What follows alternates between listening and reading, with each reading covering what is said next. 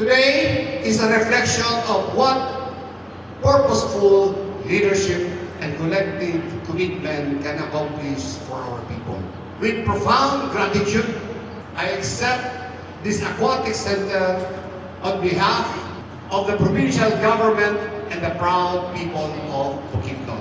Atong pagpakan.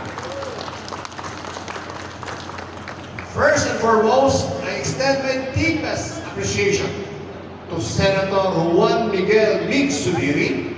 Your leadership has consistently placed Bukidnon at the forefront of your priorities. Time and again, you have demonstrated that your heart remains firmly rooted in this province. Daghang kaayong salamat, Senator Mix. Dili lang ikaw nagrepresentar sa Bukidnon.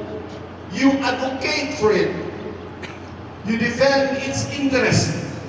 And you tirelessly work to bring the very best opportunities to our people.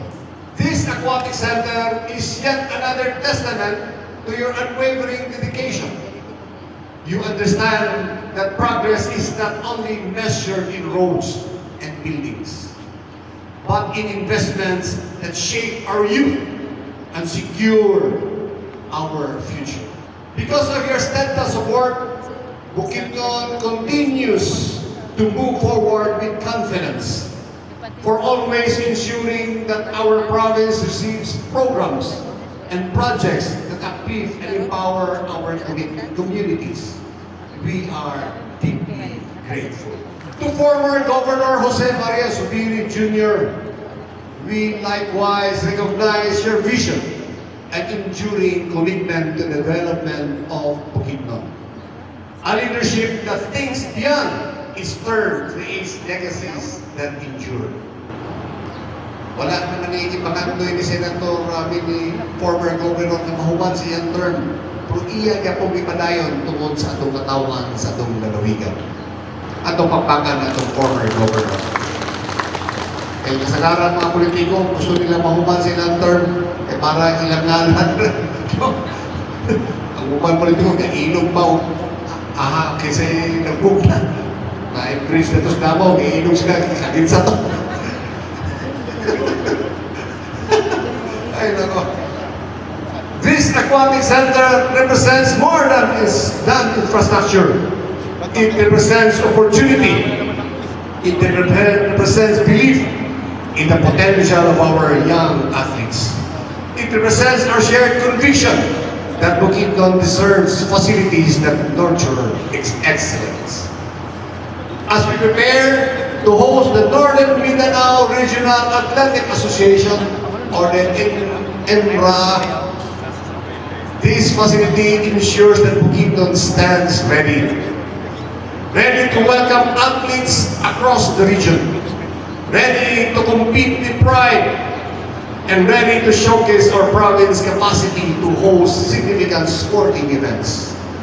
But beyond NMRA, may this become a training ground for future champions, where discipline is forged, resilience is strengthened, and another Bukidnon athlete rises to be recognized on greater stages. To our contractors, the Provincial Engineers Office, the project managers, and every worker who dedicated their time and expertise to this endeavor, thank you. Your diligence and professionalism turn vision into reality. This achievement is yours also. Above all, this aquatic center belongs to the people of Bukidnon. It belongs to every young dreamer who will dive into this pool with hope in their heart. It belongs to every family who believes that sports can shape character and open doors. It belongs to a province that continues to aspire for excellence. On behalf of the provincial government and the proud people of Bukidnon, I accept this facility together with the 28 Sangguniang Panlalawigan and the city of Malaybalay, kapag tinabangay sa budget ani. This year we budgeted 30 million for this facility para ma-maintain natin siya. We accept this with humility and pride, Senator. May this aquatic center stand for many years as a symbol of unity in leadership, partnership in service, and love for Bukidnon. When we prioritize our people, when we invest in our youth, and we believe with sincerity, we build more than structures. We build a stronger and brighter future for Bukidnon. Salamat, and may God continue bless our province.